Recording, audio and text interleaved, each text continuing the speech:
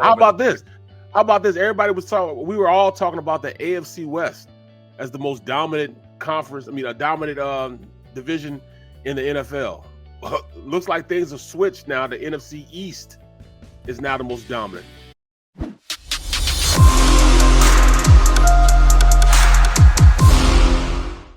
It's a still undefeated Monday here on Birds 365. Thanks for streaming in with us. Barrett Brooks. I'm sorry, Jody. I just want to say this though.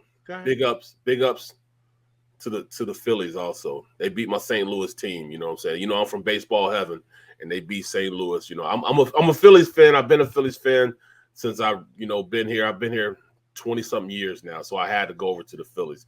But I grew up a Cardinals fan. They beat up on the Cardinals. It was a hate Cardinals weekend, and they definitely fulfilled that, both the Eagles and the Phillies. Now, I'm not one of those hate the Cardinals guys. I know there are some Philly fans that are like that. my dad went out to St. Louis after he left New York and won a World Series with Whitey Herzog back in the 80s. And he truly enjoyed his time in St. Louis and thought it was, I don't know that he went to baseball heaven links, but he said it was a great baseball town, and he loved both working there and living there. So I've never been a Cardinal hater. But I got to give him a little grief. Walking out on the game, they got that great shot on TV, and you can see the mass exodus when the Phillies got their fifth run in the ninth. Baseball heaven, you're not supposed to do that, Barrett. You're not supposed to up and leave. It's a Friday afternoon. It's the playoffs. Where the hell are you going? Beating traffic? You got to beat traffic to get out of there? No, you got to stay in those seats. I couldn't believe it either, man. I mean, and those aren't fair weather fans, man. But for them to leave like that, that it kind of surprising, a little disappointing from a St. Louis fan, but not for the Phillies, who are moving on into the NLDS against Atlanta starting tomorrow. All right, back to football. I teased this before we went to break. Got up early. I was on WIP by 10 o'clock, so I was up watching the Giants and the Packers and on the air when that game finished. And I was able to pay enough attention to watch what was happening. Giants down 17-3 pretty early in the game. Rally, come back, tie it up, take the lead. Aaron Rodgers going on one of his regular drives late to be able to get the game tied, moving the ball down the field. They get inside the 10, and the Giants bat down 2 consecutive passes. Rodgers doesn't usually do that. A couple things Rodgers doesn't do. He doesn't throw pick sixes. He did throw one last week.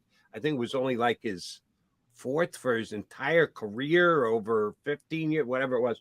He doesn't throw pick sixes. And he usually doesn't get balls batted down because he's got great vision. He's pretty damn big. He knows where the lanes are to throw. He got batted down 2 in a row back in his face by the Giants. Turn the ball over. So the Giants have the ball. 1:20 to go in the game. They've got it at their own 6-yard line. And the Packers have 2 timeouts. They got 2 timeouts left. I'm not a great math guy, but I can do the math on that one. You're going to be able to run the ball on first, run the ball on second, run it on third, and take it down to about 25 seconds or somewhere thereabouts. If you get a first down, game's over. You don't have to worry about ever giving Aaron Rodgers the ball back. But you got to get a first down. Brian Dable on first down decides to go to victory formation. And Daniel Jones takes the snap and takes a knee. So he loses a yard from the 6 back to the 5. On second down, they go to victory formation. And Daniel Jones takes the snap and takes a knee. This time, to try and burn an extra second off the clock, he goes 2 yards back. So now you're back inside the 5. On third down, Daniel Jones again takes a knee. Now the Packers can't stop it anymore because they've used their 2 timeouts. But again, to run an extra second off the clock, he takes the 2-yard loss. So now they're back to the 3. You're only tightening things up for your punter in the end zone. Now the punter has less than 15 yards to be able to get off the punt. Love this decision, though. To what? To take a knee? Love the decision. They got the safety, had the kickoff to him, and the defense was already playing well, man, playing physical. And that's one thing about. All right, hold on. Wait. Time out, Barrett Brooks. Time out. You're an offensive lineman. Always were, always have been. Yes. The play comes in, and they tell you, we're taking a knee. That's the call. Blue 62, white banana, whatever else. The play call is, the quarterback has taken a knee. Are you telling me you're not ticked off? Wait a minute. If we get a first down, the game's over. Come behind my ample backside. I'll push the defensive line forward, and we'll pick up 2 or 3 yards. Rather than go backwards a yard on 3 consecutive plays, backwards 1 yard, backwards 2 yards, backwards 2 yards, lose 5 yards on 3 plays. No. If you got a back that you trust enough, that's smart enough, that's tough enough, and you tell them, don't you dare fumble. Most important thing, ball security, because they're going to be trying to rip the ball out. But try and drive forward and get 2 or 3 yards. The worst case scenario, you're giving your punter more room to roam. And the best case scenario is we actually get a first down and Aaron Rodgers never gets his hands on the ball again. What the hell was Brian Dable thinking with that play calling? That's just a Giants thing. And what he called was, all right, guys, victory formation. That's the play is victory formation. Victory formation. And I'd have been personally pissed off because all you had to do is run inside zone. And the way Saquon was running it, it'd have been over, bro. He'd have got a first down. But do they not trust that Saquon can hold on to the ball? That with everybody on the defense? Evidently. I mean, I can't speak on it. All I can do is see what they did. Proof is in the pudding. I mean, for them, at the end of the day, it worked out because then they got the safety. Then they punted to him.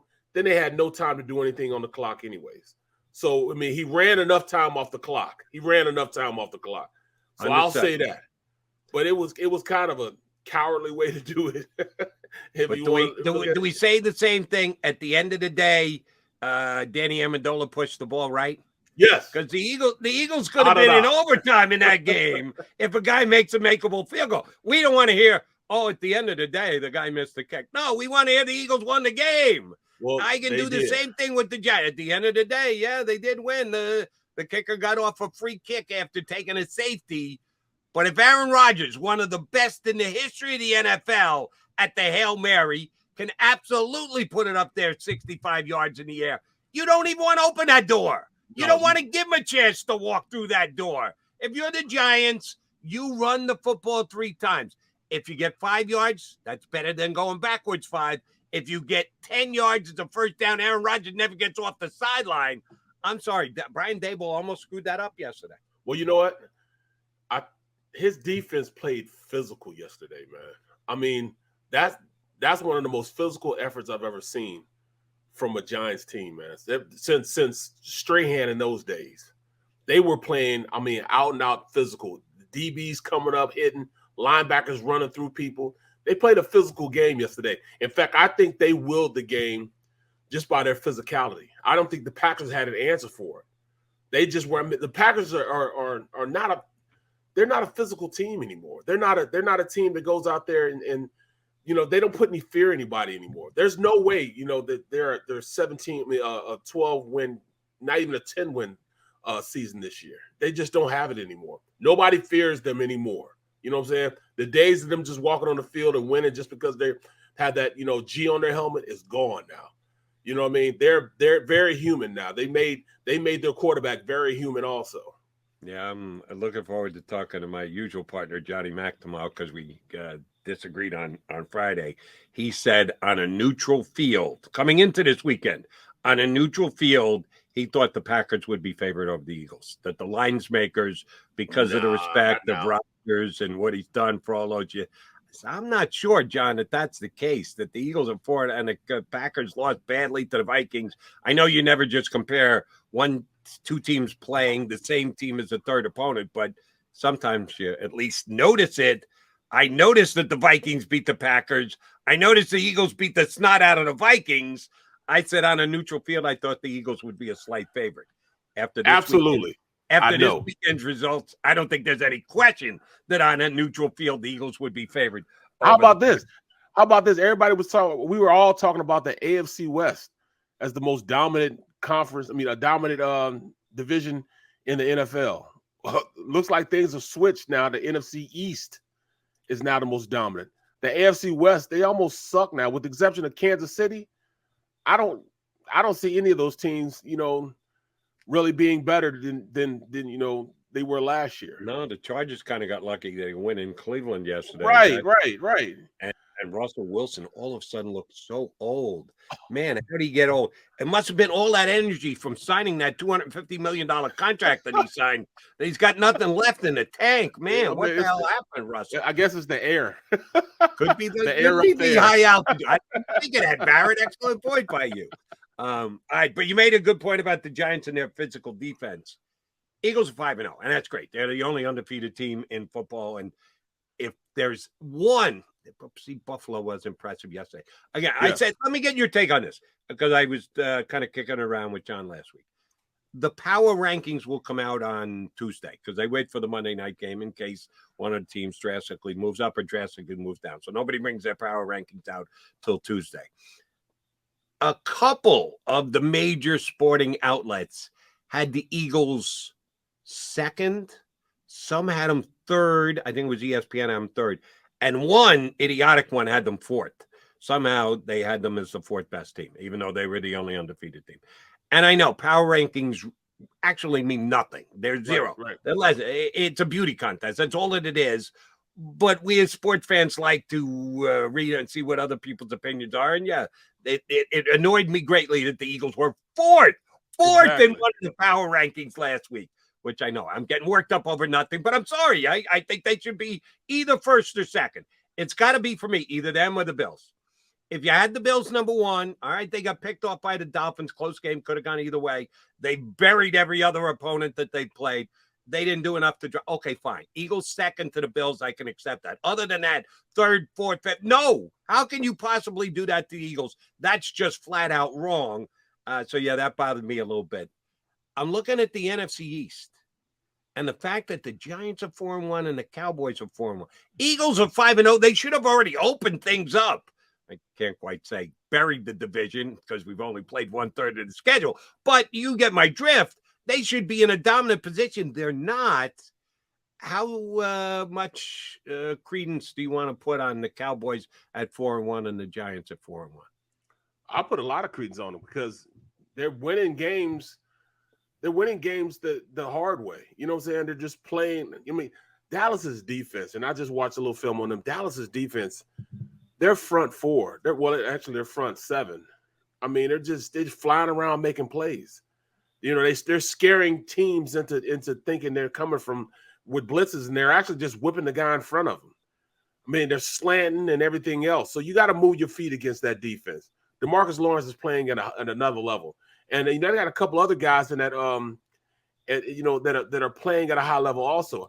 I don't see the Chiefs and Buffalo not being 1 and 2, or at least one, or Buffalo being 1 and the Chiefs being 1 interchangeably, either 1 or 2. And then I think the Eagles are right after that. But then really, I also think you got the Chiefs ahead of the Eagles. I do have to say that just from the quarterback position. And by the way, Chiefs haven't played yet this week. I think they're going to win tonight against the Raiders. Right. But the Chiefs lost to the Colts. And the Colts aren't really all that good. Oh, they actually suck. I mean, but I just think that, just from at least the Bills lost to the Dolphins, who are looking good when Tua was in there. So I don't and in Miami, I don't look at that as a bad loss. Chiefs have a bad loss on their schedule. The Eagles have no losses. Right. I know Mahomes is Mahomes and he's great, but I don't see how you can put the Chiefs ahead of the Eagles at this point. I don't. The quarterbacks, that's the only reason why. If you look at everything else, all things being equal, the Eagles are the most balanced team in the NFL. The most balanced. Defensively, I think they're still one of the most dominant defenses in the league. Even though yesterday they still played okay, man. You know, I mean, you got a frenetic quarterback, you know, just happened to luck up, and that's how they got, you know, a major part of their yards are just broken plays. But for the most part, the defense played all right, man. They did play all right. So looking at them on offense, it's going to be hard to stop this offense consistently once they get their head screwed on straight and start running the ball consistently, because that opens up the pass and everything else. And then, oh, by the way, you forget about A.J. Brown being on the team. So they should be number one, but they're not going to rank them ahead of Josh Allen and Patrick Mahomes. I didn't say the Bills and the Chiefs, but they're not going to rank them ahead of Josh Allen and Patrick Mahomes. They're just not going to do it. Yeah, it's team power ratings. It's not quarterback power ratings. I get it. I get that, but they don't get that. The quarterbacks drive the bus a lot, but they're not the solo passenger. There are 50-some-odd other guys on that bus. And I think the Eagles have played better than the Chiefs. We'll have fun with it tomorrow. The power ranks will come out, and Johnny and Mac and I will talk about it.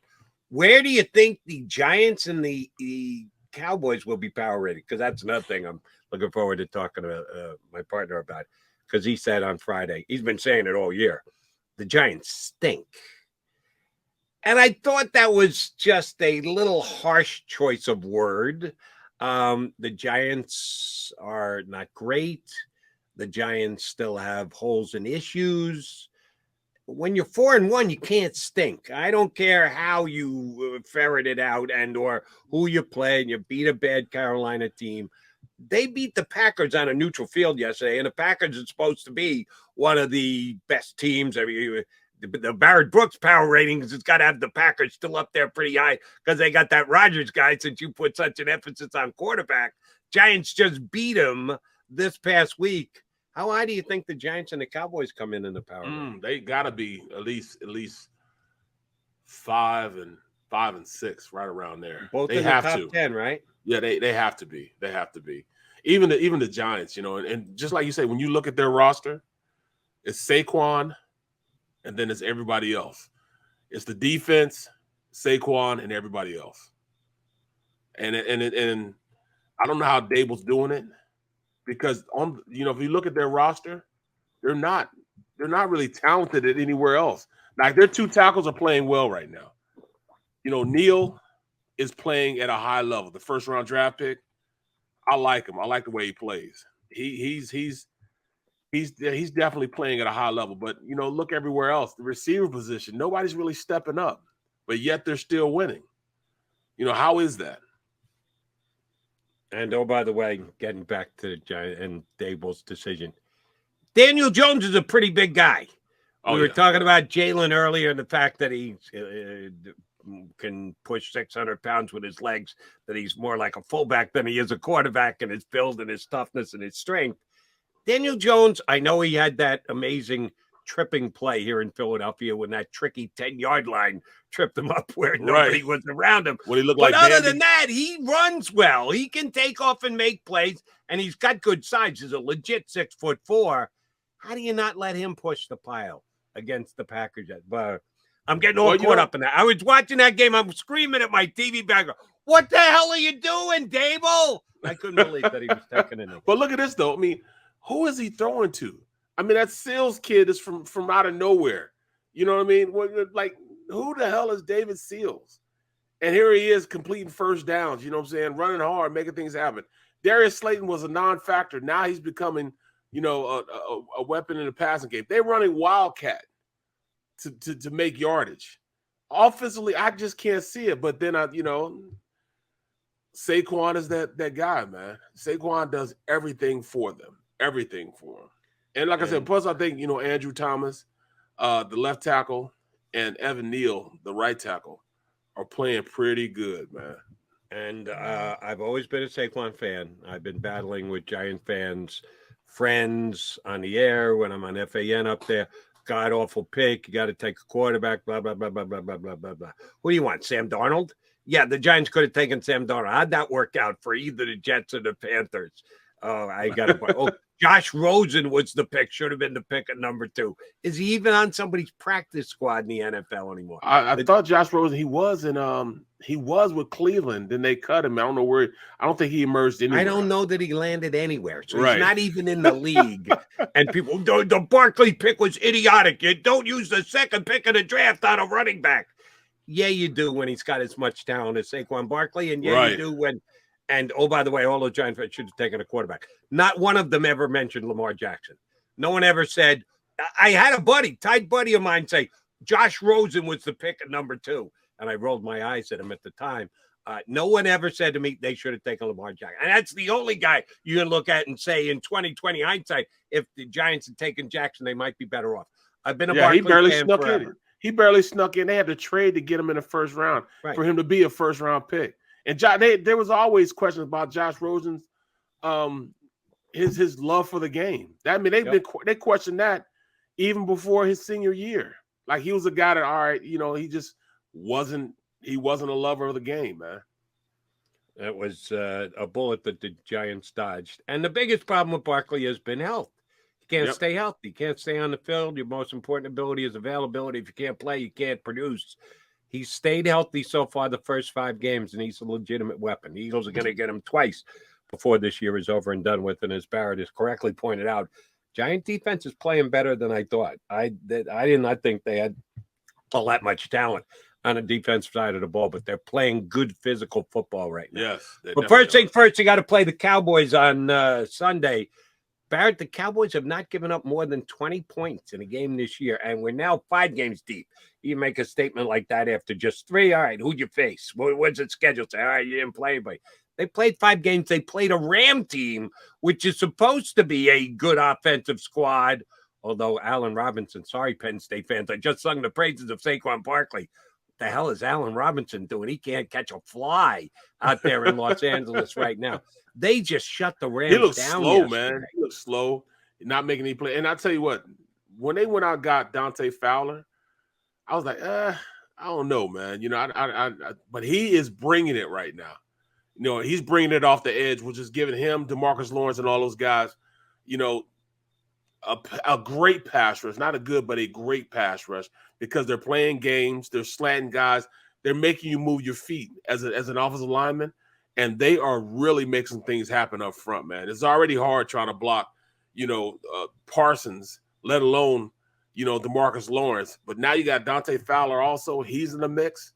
They got a really good rusher. They got some really good rushers. Their front 7 is pretty good, man. All things being equal, they bring a lot of havoc, And then you got, guys like Trayvon Diggs, who he's just a lucky player, bro. He's a lucky player. He's a boomer bust guy. Yeah, he is. Yeah, he's gonna make an outstanding highlight interception, or he's gonna get burnt. Then the guy's gonna get behind him. He's gonna give up 60-yard play. That's the type of player that he is. Yep. You're gonna get off your feet either way, screaming and yelling at him, or standing ovation.